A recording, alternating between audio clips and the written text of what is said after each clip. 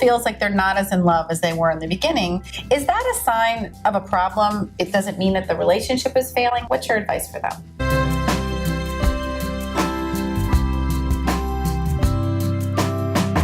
I think that couples spend so much time looking backwards that they're always comparing themselves to this passionate, hot, intense love that they felt in that courtship phase or in the honeymoon stage. And they're always trying to get back to something. So I tell couples, let's look at the present and let's look at the future. So in the present, are you feeling connected, and how can you be more present with your partner? And then in the future, how can your love evolve? I think naturally we go from this intense, passionate love to more of an intimate, companionate, committed love, and to really reflect on how are you growing together. Just come home and be present with your partner. You don't need to go on lavish dates. You don't need to go skydiving. You just need to come home and say, hi, how are you? How was your day? How are you feeling? And connect with them. Because each day is an opportunity to grow stronger with each other. I feel that after couples have been together for a while, they get very used to each other. They fall into a routine, and the excitement and the novelty is gone from the relationship. It's gone from when they first started out. Everything was new. Everything was exciting. I mean, I remember my first date, and the guy was sitting next to me. My hand was here, and it was like all I could think of during the movie was, is he going to touch my hand? And that was the most exciting feeling in the world. Do you remember what movie it was?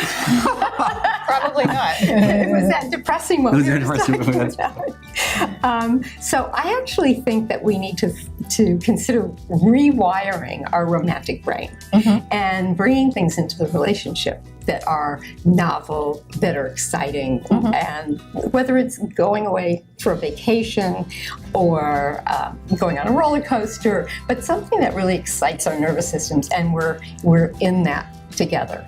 So I'll throw in sex toys and massage, but whatever it is. So breaking the routine of their day-to-day interaction. Sure, and having some rituals. I'm like looking into each other's eyes, gazing into each other's eyes, and getting back to that feeling of, I'm with you. I'm really present. You can break down love. Love is a hard thing to describe, but in terms of neurochemistry, there's the addictive kind of love, which is in the beginning, exciting love, and involves a lot of dopamine. And that is still rekindled with eye contacts with the gaze. So gazing is one way to increase it, because you want the addictive part of love. It's not really an emotion, it's an addiction. And you can also do that by, like you said, using a third thing, your dog, your kid, something that's beautiful, the Grand Canyon, and that's called joint attention. You're jointly attending to something to use it as an amplification of the relationship. So we look at it, and I look at you and I go, God, I love you. And I'm so happy that we're here together. Yeah, that kind of thing. People can also take little personal things that excite them. Maybe it's your iPad or something silly like that, or you got a phone call that was great news. You can shift that, convert that so that your partner can use it and simply go, God, you're beautiful. I am so happy to be with you. They don't need to know about your news exactly, but you can shift that and convert that.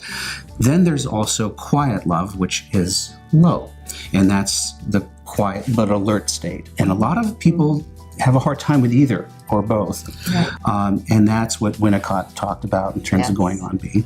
And are you able to just be together quietly, not doing separate things where you're doing parallel play, but you're together quietly, reading a book together, looking again into each other's eyes, post-sex, or during sex, but that kind of thing.